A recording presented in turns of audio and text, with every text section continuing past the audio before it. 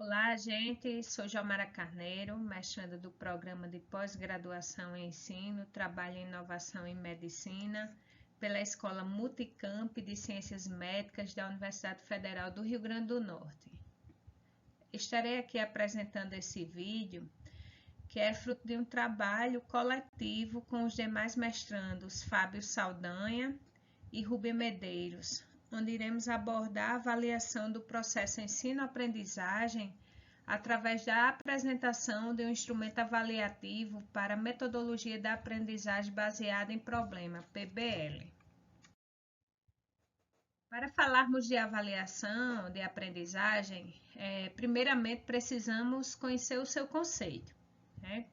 Segundo Pinto, em 2014, a avaliação é um termo que abrange qualquer atividade em que a evidência de aprendizagem é recolhida de forma planejada e sistemática, sendo utilizada para emitir um juízo sobre a aprendizagem. De fato, falar em avaliação de aprendizagem é nos remeter a todo o processo de observação e implicações para a construção e efetivação do conhecimento. A avaliação é quem guia o aprendizado. Funções da avaliação. A avaliação, ela tem como foco fornecer informações acerca das ações de aprendizagem, do desempenho do estudante em diferentes domínios, de modo a cumprir três funções principais, que são elas: a função somativa, a função formativa e a função informativa. A função somativa, ela tem a função de informar, embasar a tomada de decisões sobre o destino dos estudantes. É aquela mais conhecida que tem por objetivo analisar o aprendizado ao final de uma determinada etapa de formação. Pode informar se os objetivos foram atingidos. A função formativa tem função diagnóstica, reconhecendo a aprendizagem adquirida, corrigindo a deficiência e reforçando o aprendizado. Na avaliação formativa, o foco principal é o processo de aprendizagem, numa perspectiva de interação e de diálogo, através de um feedback no curso de todo o processo, tendo tempo até para correções de possíveis falhas. É importante que essa avaliação formativa ela seja processual, frequente e não apenas no final do processo. Para tal, é necessário que o estudante conheça os objetivos que deverá alcançar, bem como os critérios que serão utilizados para verificar e analisar seus avanços de aprendizagem. O feedback deve ter um propósito formativo e deve ser bem executado seguindo técnicas. E a função informativa, que tem a função de contribuir para o controle da qualidade dos programas educacionais. É importante destacar aqui que essas diferentes funções da avaliação, elas podem conviver desde que garantida a coerência com o momento e os objetivos de sua proposição no processo educacional. Atributos dos métodos de avaliação. É importante que todo método avaliativo apresente alguns atributos gerais que podem ser considerados como determinantes de alta qualidade. É imperioso o emprego de métodos em condições em que estes atributos estejam presentes, como a validade, que é a propriedade de avaliar exatamente aquilo que se pretende avaliar. A validade ela é obtida sempre adequando o método ao objetivo. A confiabilidade ou fidedignidade refere-se à precisão, acurácia e reprodutibilidade. Avalie vários atributos, usando o número adequado de questões ou de situações práticas. Por exemplo, uma prova de 10 questões tem uma confiabilidade muito baixa. A viabilidade é a existência de recursos necessários para a realização da avaliação. A garantia de recursos que possam realmente fazer com que os métodos avaliativos sejam executados. A aceitabilidade é a característica que permite a avaliação ser reconhecida como adequada e justa pelos participantes do processo avaliativo.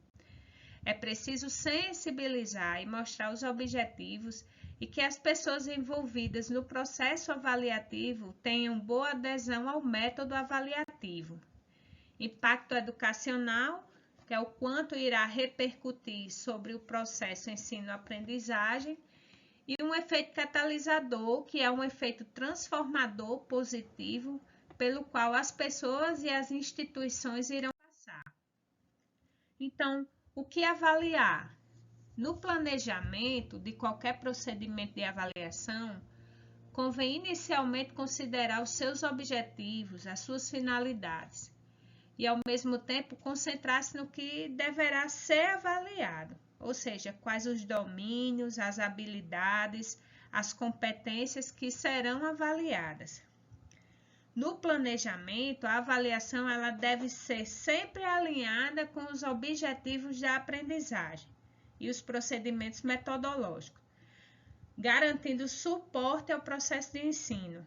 Ela não deve ser considerada apenas como uma verificação do conhecimento, mas um questionamento do processo, servindo como instrumento impulsionador, motivando o estudante a refletir sobre o seu aprendizado, demonstrando na trajetória da sua aprendizagem as lacunas, as dificuldades para que possam ser sanadas no decurso do processo, concedendo ao estudante a oportunidade de demonstrar o que aprendeu, né? Criando oportunidades para que ele aplique seu conhecimento adquirido por meio de avaliações contextuais, de forma interdisciplinar, oferecendo situações concretas, preferencialmente relacionadas à realidade profissional. A seguir, nós iremos apresentar um instrumento avaliativo que pode ser utilizado na avaliação das sessões de PBL, tanto na sessão de abertura quanto na sessão de fechamento. A construção desse instrumento foi realizada tomando como base referências bibliográficas que tratam da avaliação do estudante, e a eleição dos critérios se deu respeitando as funções da avaliação, bem como seus atributos. Então, tanto na sessão de abertura quanto de fechamento, cada aluno, durante a sessão, serão avaliados pelos critérios, né? Onde serão concedidos um valor conforme a participação do aluno na sessão.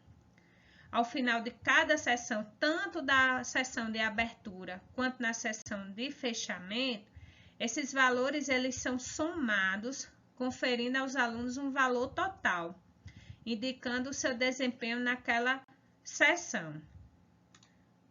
Por fim, o tutor que conduz o grupo dá o seu feedback, fazendo uma avaliação coletiva sobre a participação de todos durante as sessões, lhes pontuando com valores que somará para o seu desempenho final, bem como realiza um feedback individual, para que os alunos tenham conhecimento de suas necessidades de melhoras para aumentar o seu desempenho.